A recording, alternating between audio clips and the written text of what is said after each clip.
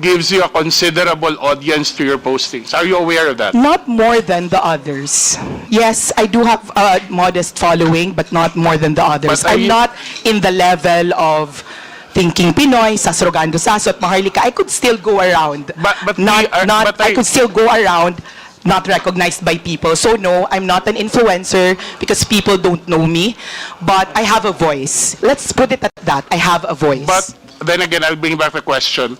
Are you aware of the volume, the size of the audience that are listening, are reading your posts? Yes, because the measure is the likes, the number of likes. So sometimes, I believe, syempre, I don't have proof of that, but in my previous Facebook, I believe that I was shadow banned. So my likes in my 480,000 Facebook was around 5,000, maximum 10,000. Now, this is a new account, and I don't think I've been shadow banned yet. I can reach as many as 50,000, even 100,000.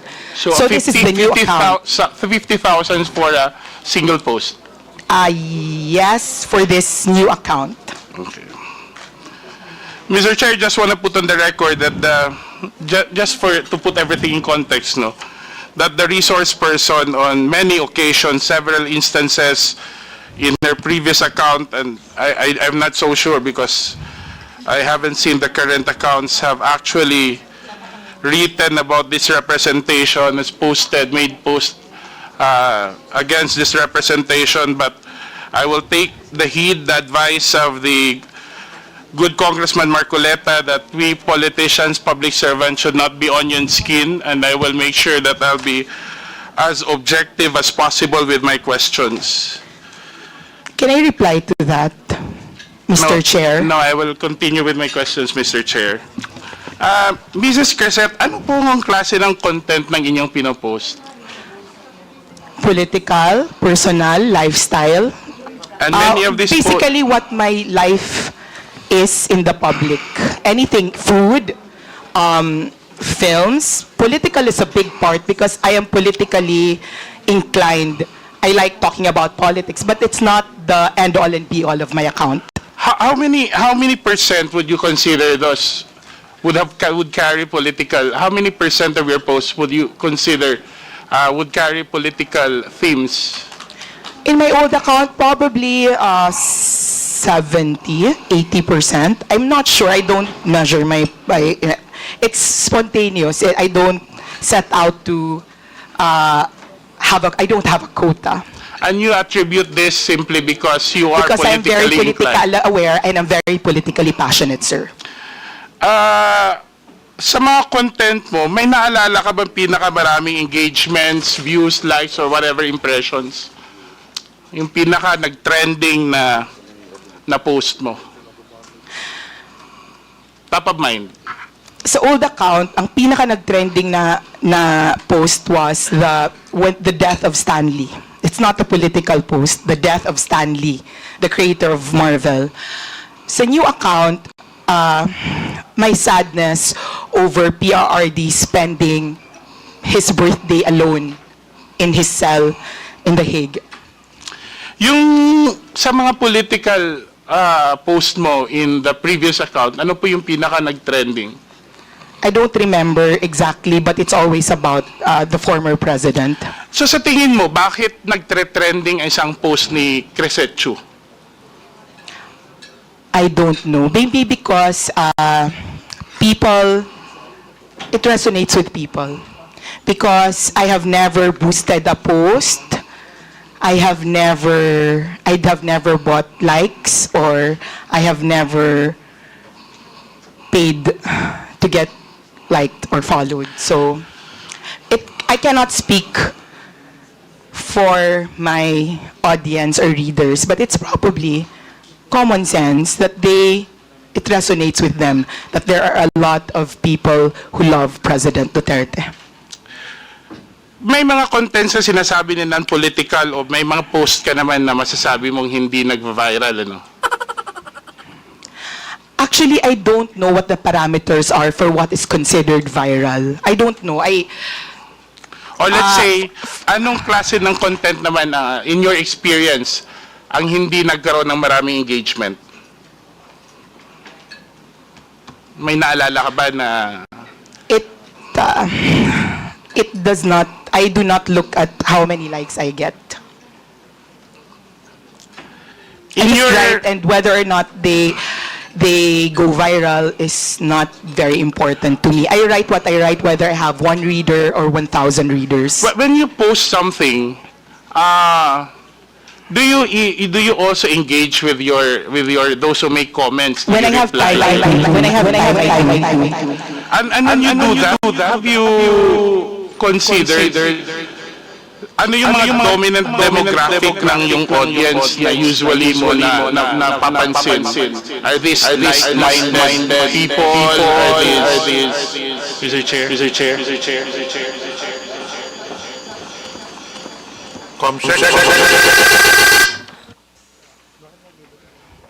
Hello? Okay. Okay na? Okay. So, I assume that as with any page, you attract like-minded people.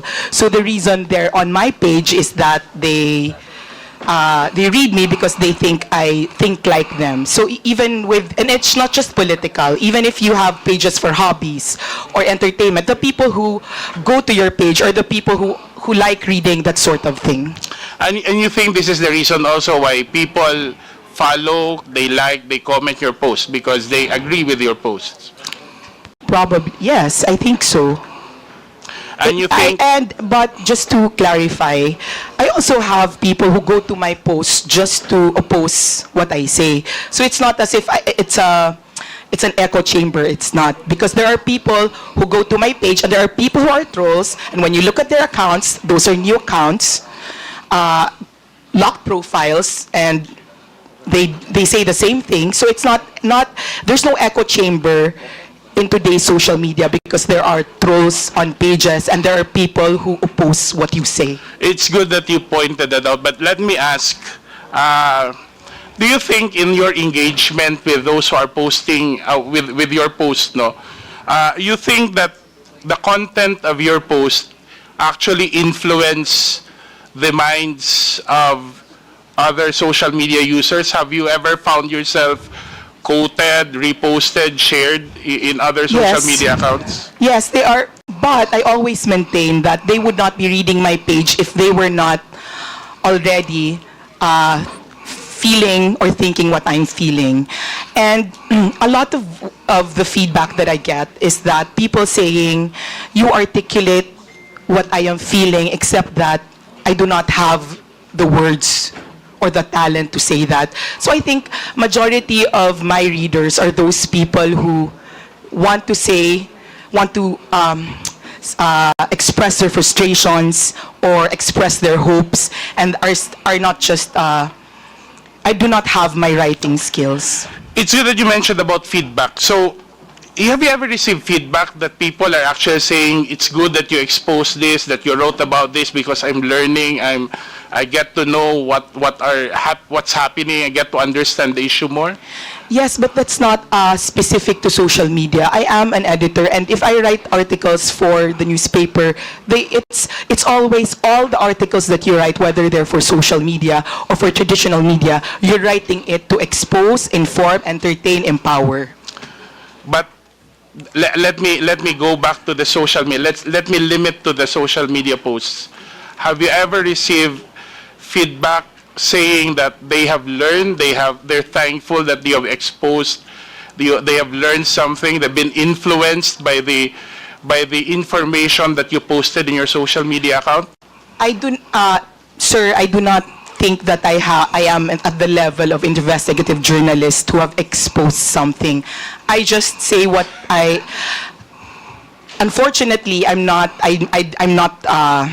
the kind of journalist who can do exposés. So unless it's something of my personal knowledge, I don't think that somebody has thanked me for exposing something. So are you sure that in your social media post, whether in your previous posts or not, you have not exposed any public official or agency of the government whatsoever?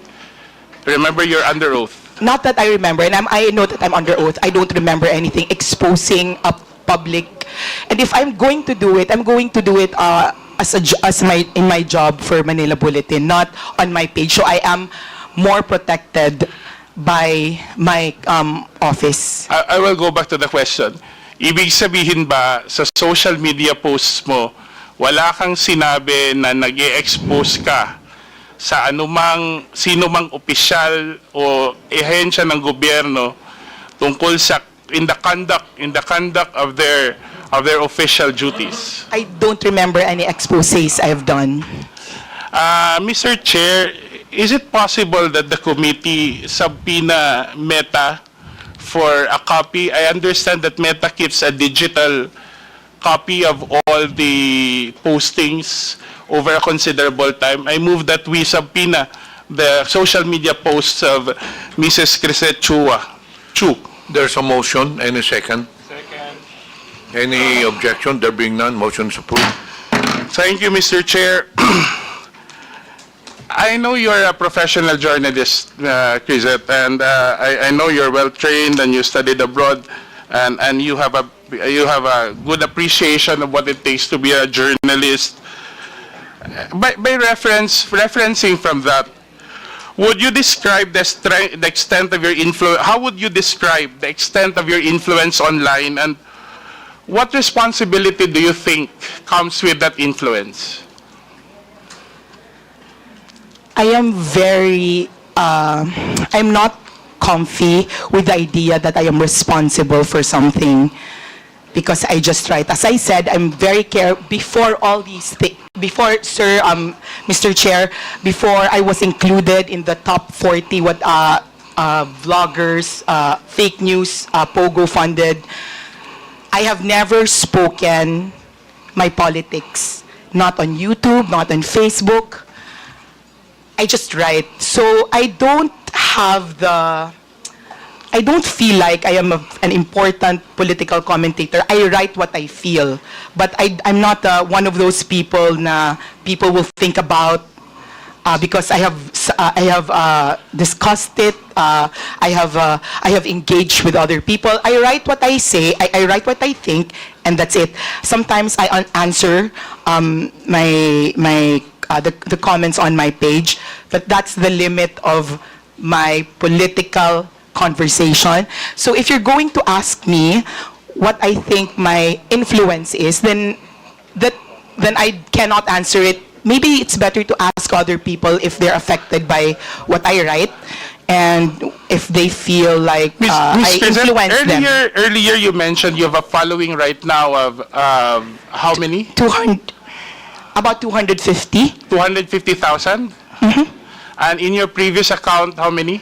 480,000. And then in your average impressions for every post is around 10,000, if I'm not mistaken. That's the number you said earlier. In my new page, in my old page, about 5,000 to... In your new page? About 10,000. 10,000 in my per new post. page. Don't you feel any responsibility to speak the truth and what's factual? Yes, I speak my truth. I'm under oath. I mean, what yes, I'm I saying speak is, my truth. don't you think having such a number of following with that influence, let me call that influence, that a certain degree of responsibility comes with it? Of course, there's a responsibility. That's why I use my training in journalism to make sure that nobody can ever call me out and say it's fake news. I can make mistakes, but they're not glaring mistakes. And they're still going to be, I'm still going to have the same opinion from that same So, Mrs. mistake. Crisette, you stand by saying that you are faithful to your journalistic training in the course of determining or choosing the content, the tenor, and the language of your post. Yes or no? Sorry, can you please repeat that? Do you stand by your statement saying that you make sure that you're faithful to your journalistic yes, training? sir. In I make terms of- sure that in terms as of, far as let me continue first. In terms of the content, the language, the demeanor with which you post, you make your postings. As far as I can, as far as I'm knowledgeable, I post what I feel. Maybe at the moment, maybe when I'm very angry, I post some things that are more inflammatory than when I'm more calm. But basically, those are my feelings. So, so sir, there will be times that I will be more angry And the towards one postings, politician over Ms. another Crisette, time. I'm still going to be angry at them. Let me ask a question. So you mean when you speak something inflammatory on you post something inflammatory on your Facebook account, you don't mind whether people will be influenced by those inflammatory statements or not? Those are my opinions, and I believe I have very intelligent readers, so if they think that I am lying, they can call me out. If they agree with me because they've used their own eyes, then they can investigate for themselves. Those are my opinions. Those are what I feel. If I say I don't like this person, I stand by it. So you don't really mind if people, as a journalist, don't you feel that there's a need for I you I do not use my Facebook page. I do not identify myself But there. earlier you mentioned that you make sure that you apply your journalistic training. Meaning, I make sure I don't lie. Meaning, I make sure that I do not, even if I am inflammatory, even if I'm angry, it's still not a lie. I'm just more angry in one post than I am in another post. My degree of feeling changes per post, but the content will not change. If I'm angry at one person, it can be because I'm angry at one person, and the next post I'm still angry at them, but not as much. But So the that reason that I'm changes. angry at them is the same. Okay. Before we proceed, may I remind the resource persons, when you answer, please address the chair first. Sir, And, sorry. Okay, sir, Mr. Chair. Let the interpolator finish the question before you answer. Just a reminder. Yes, sir. Sorry, sir. In your training for journalism, no, you majored in journalism, right? Communication arts Yes. and publishing, sir. Are you aware of the psychological phenomenon called illusion of truth effect? I'm not sure we discussed it, sir. So Mr. when Chair. it means that when a repeated information is repeated again and again, it's likely to be perceived as true regardless of the factual accuracy. Okay, sir. For the record, let me ask, have you ever unknowingly or knowingly repeated content that turned out to be false or misleading? Have you ever? In the course of your posting, have you ever repeated content? Knowingly, no. Unknowingly, I am not sure. Mr. Chair, I ask it because I would like to draw your attention to this post dated March 13 under her new account, Crisette Chu. May I ask the Secretariat to flash it on the screen, where the resource person posted, and I'll read the first paragraph. May mga pulis at military daw na nagre-resign kasi hindi na daw nila kaya. Marami daw. They cannot be part of this government daw. Crisette, Mrs. Crisette, would you confirm that this account is yours? Yes, sir. And Mr. Chairman, that's not fake news because there were TikTok. wait. And kindly, sir, Mr. Chair, finish the post, sir, to read. Finish the... Kasi nakakahiya Ms. ako, sir. Ms. Crisette, as I've said, please let the representative finish the question first before you answer. Let us observe proper decorum. So this is your Facebook account. Yes, sir. Did you post this? Yes, sir. I post the And in entire this first paragraph, you stand by your statement that you said na maraming, let me read it verbatim, na may mga pulis na military daw na magre-resign kasi hindi na daw nila kaya. Marami daw. They cannot be part of this government daw.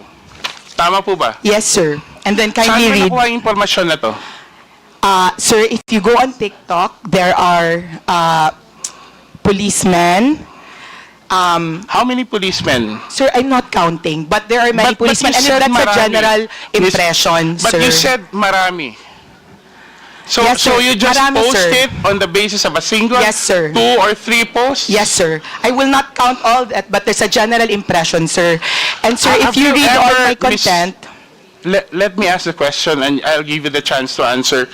have you ever made an effort to verify this post from official sources? Yes, sir, because there were already policemen, and I am sure our policemen can also say that there were policemen that are on TikTok that are voicing out their, if they have like feelings. So, if you could kindly, sir, read the rest. So, kasi nahihiya po ako kasi may mga police dito.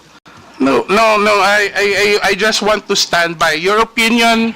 The next succeeding paragraphs are the opinion of the resource person. I just want to stick to the factual statements you made. And that's basically saying that maraming police at military daw ang magre-resign kasi hindi na daw nila kaya. Marami daw. They cannot be part of this government. And apparently, the resource person, Mr. Chair, has gotten this information from other social media posts.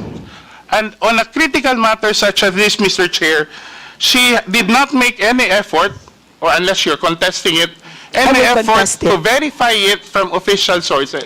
Mr. Chair, number one, I made sure to put the word thou because no policeman has ever come out to me. Well, before, but it was in my old when they would talk about their discontent. Earlier you said you don't want to write a lie.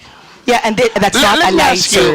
That's when we not a ask lie, the sir. resource person, naniniwala ka ba sa katotohanan? As a journalist, Of course. ang pagsasabi ba ng hindi totoo, hindi pagsasabi ng katotohanan, tama, di ba? Mr. Chair, those are the impressions, not No, only of me. I'm asking you, because I want to test if we have the same idea of what truthful is. Yes, sir. Ang Yes, hindi Mr. pagsasabi Chair. ng totoo ay hindi pagsasabi ng katotohanan, di ba? Yes, Ang Mr. hindi Chair, and I pagsasabi ng maintain. totoo ay kasinungalingan. Tama. Yes, sir, and I maintain I'm Ang speaking the pagsasabi truth. ng half-truth ay pagsasabi din ng kasinungalingan. I am maintaining that I am speaking the truth of the impressions made on social media. Okay. Thank you, sir, I don't Mr. want to Chair. argue with her position, Mr. Chair, but I just want to bring the attention of the committee to a news article showing the official position of the PNP. Can we flash that on? Can we flash that on the screen?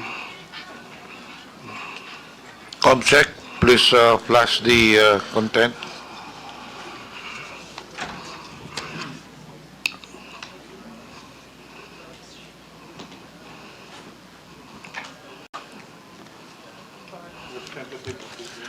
Okay, this is a press release. I think this is a news article from, if I'm not mistaken, from the Philippine Star, saying basically, according to the spokesperson of the PNP, hindi daw totoo ang nasasabing mass resignation ng mga miyembro ng PNP. Tiyak po ang pagkakasabi na walang isang miyembro ng PNP ang nagbitiw mula sa kanilang posisyon pagkatapos ng pagka-aresto ni President Duterte. Pinabulaanan nga po niya ang ilang partikular na mga post at larawan na kumakalat sa social media tungkol dito. So have you read this article after your post? Mr. Chair, no, I have not read that article. And Mr. Chair, this article exactly affirms what I said earlier, that the mass impression of laymen like us, civilians like us, that there were mass resignations. The fact that the PNP... But Madam Chair, Mr. Chair, you just said, yet you do not share lies on your post, sir, diba? Sir, I shared, ano tawag? Mr. Chair, that's what I said, kaya ako nag-include ng daw, these were impressions. The fact, sir, that our PNP had to write a press release means kami na hindi kami, wala kaming statistics, these were the impressions that were coming to us. So you're saying that And, this is something sir, that can I you also just... finish? Okay. Why it's not fair here? Okay, Mr. Chair, does it mean that you have simply written this post out of your personal impressions or the impressions of you believe are posted in other social media without even making sure whether there is enough basis or have made any effort to verify your statements? Mr. Chair, if I am not an insider in the PNP and they had to release that information, it means that they are correcting the general impression of masses like us. The fact that they had to write it means that there's a general impression, and to our policeman here, I would like to And when you make address you those, that, Mr. Chair, when you make those impressions, you don't have any regard whether, now you find yourself apologizing to the policeman No, here. sir, the So you reason I am didn't make any apologizing effort- is because my post was Mr. not Chair. about... Mr. Chair, can I Point of just order. please give me time to explain? Because he's been talking, Ms. sir, Crescent, kindly... in accordance with our rules, as I've said earlier, this will be the third time that I'm telling all the resource persons, let the interpellator finish the question first. And in fact, if I impose the rule strictly, the resource persons can only speak until I recognize you. Thank So, you, sir. kung pwede lang patapusin nyo yung tanong bago kayo sumakot para hindi tayo magkakagulo rito. Babalikan ko yung tanong ko. Thank you, Mr. Chair. Ms. Garcet, sa dami ng followers ninyo, in putting out information or posting items such as what has been presented before this committee, are you saying categorically that you do not feel any responsibility for the weight and for the consequences of your posts? Can I answer now? Yes. Okay.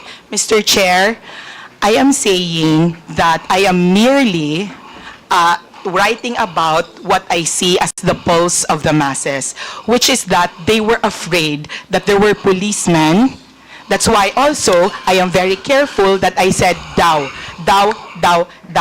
And to our honorable policeman, I'm not apologizing because I wrote that. I'm apologizing because you don't know the context of what I wrote. And what I wrote was, please don't resign. Because if you really want to make a difference in our country, you can best do it from the inside. It was not a condemnation of people who were resigning, but a reminder that if you're given a rare opportunity to change something that you do not like, do I it think, Mr. from the Chair, inside. I think, Mr. Chair, the resource person is not answering the question because we want to focus solely on those first two statements, which I think carries a significant weight.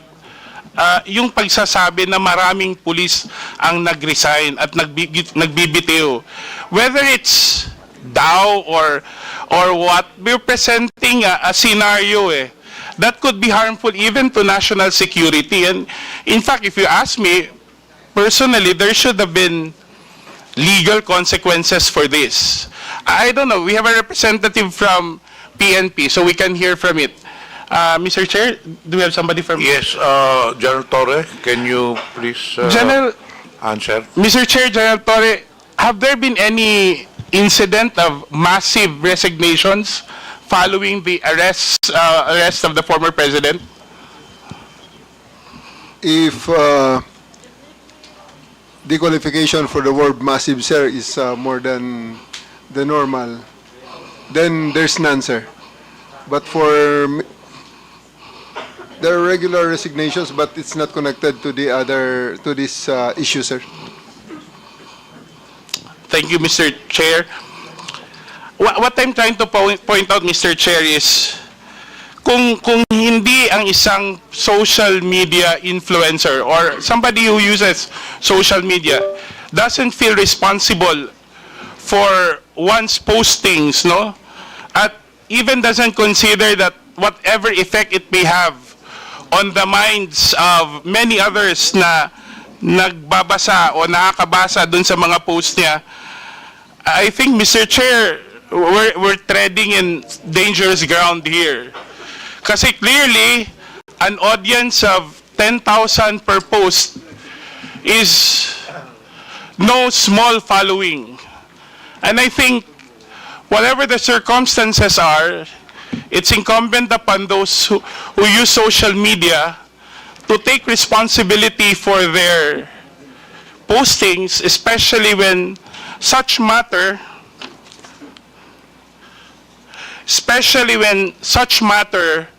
actually affect national security and affect our society as a whole. And I think in this case, this is something that we should carefully consider, especially that the resource person, Mr. Chair, in many of her posts, have actually made accusations, criticism, or exposés about public officials, about public offices and agencies. And I think we have to draw the line whether the canons of journalism, especially that Mrs. Crisette Chu is a journalist by profession, that there should be a clear demarcation between personal posts, especially what should determine, I think, Mr. Chair, should be the content of the post rather than who the one writing is. And especially in the case of Mrs. Crisette Chu, her being a journalist, make sure that a serious journalist, as she mentioned, will not publish rumors, because basically the way she explains it is that she has made this post on the basis of social media rumors. The ones who publish social rumors are actually those who are showbiz reporters. So the article on the resignation, and you can see on the following post, there has been no effort, Mr. Chair, to actually verify it. May I ask the resource person again, Mr. Chair, after learning, have there been any efforts on your part to rectify or to correct the impression that you said you've articulated in your social media post? Mr. Chair, can I answer this, sir? He's belaboring the point that this is news. It was not news. The reason I said daw was that it was not news, but for me, that if this was true, and you could read it in my post, if totoo ito, please don't do it. I did not say, you can make a difference, you can make a distinction if you were trained in journalism between establishing something and saying, if this is true, please don't do it, and announcement, many policemen have resigned. That's the difference. I wanted to predicate what I wrote with something that was daw, because it was a reminder to our policemen that please do not leave us, please think it through, that you can do more inside. So, sir, for me, it was more an opinion piece based on the general impression of when I wrote it, sir. So now it's an opinion piece, Mr. Chair. That's All that's my how she's articles referring on it. Facebook are opinion pieces po, So, sir, Mr. Chair, this would be my last point. Would you agree, Mrs. Crisette, if you would, I would be so direct, that what you've written on your post is simply somebody's ranting, sensationalizing a rumor heard on social media without no effort to verify, with simply the effort to create some questions or to insinuate a situation that would actually affect national security. Because that's how you explained it. You simply sensationalized a rumor you heard online without considering, without even taking the effort to verify, and without considering the possible effects on national security on a matter that is very sensitive given the political situation of the country right now.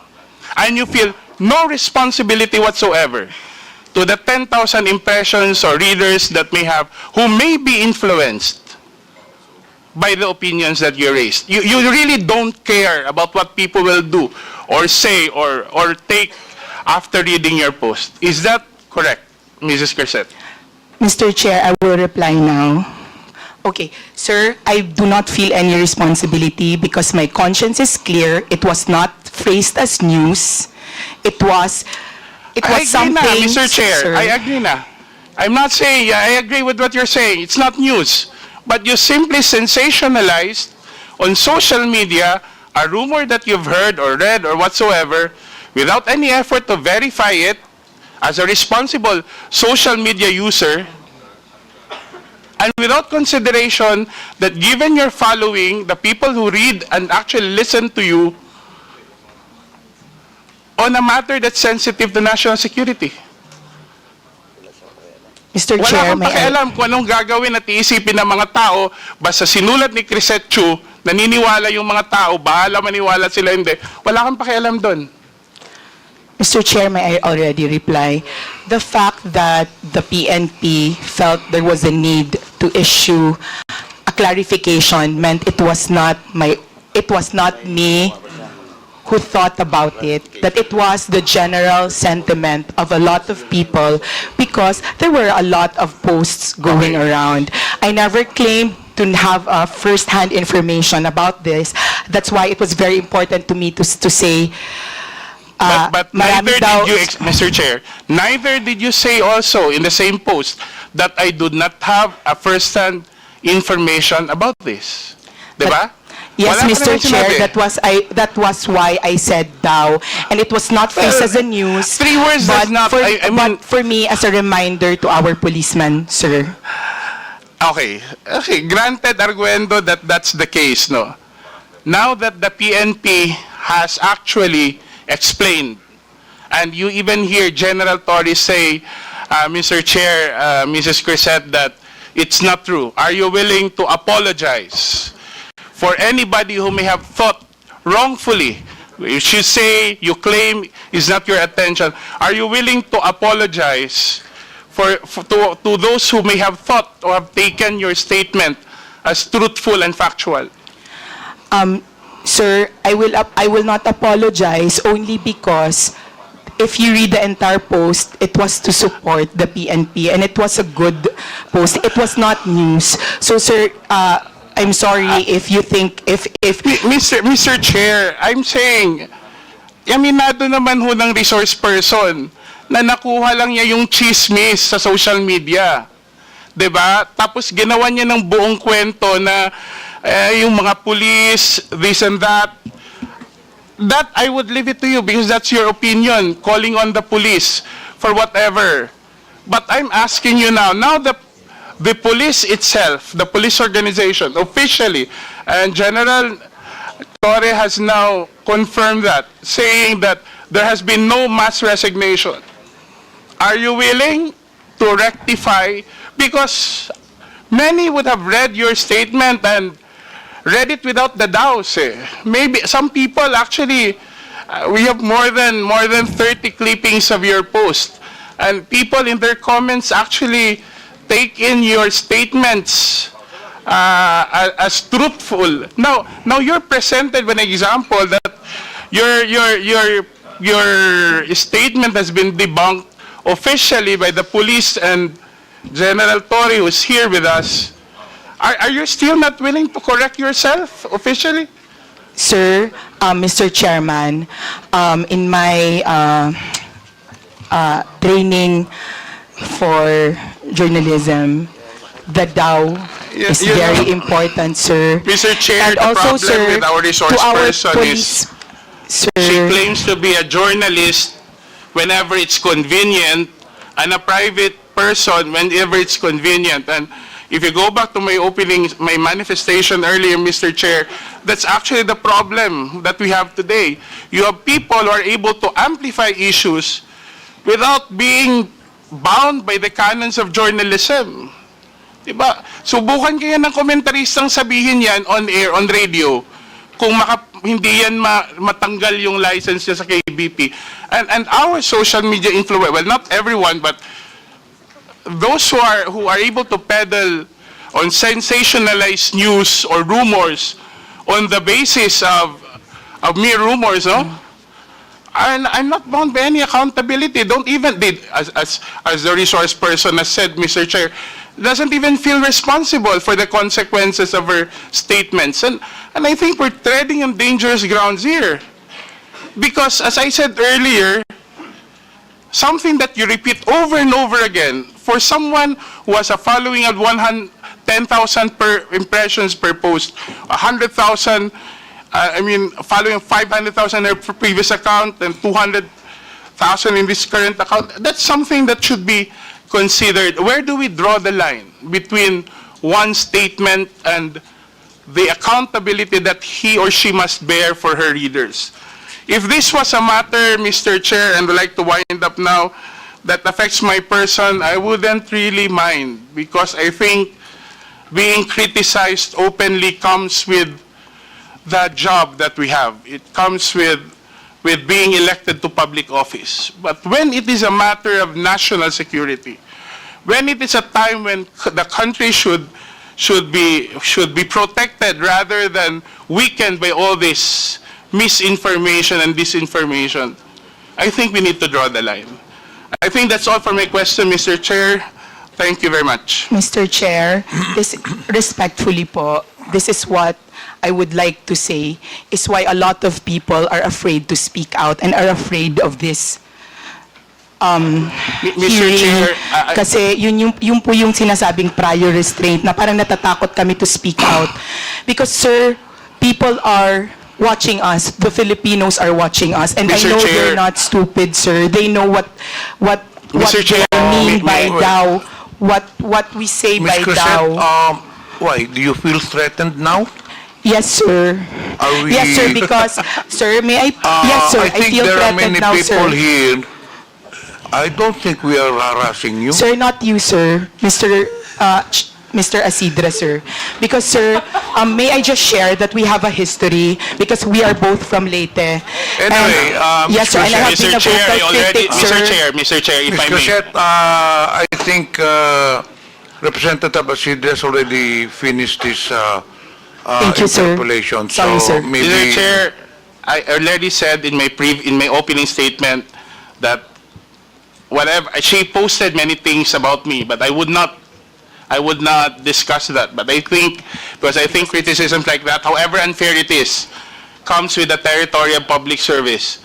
But for someone to comment on national security, for an issue that affects our country, I think that's when you draw the line.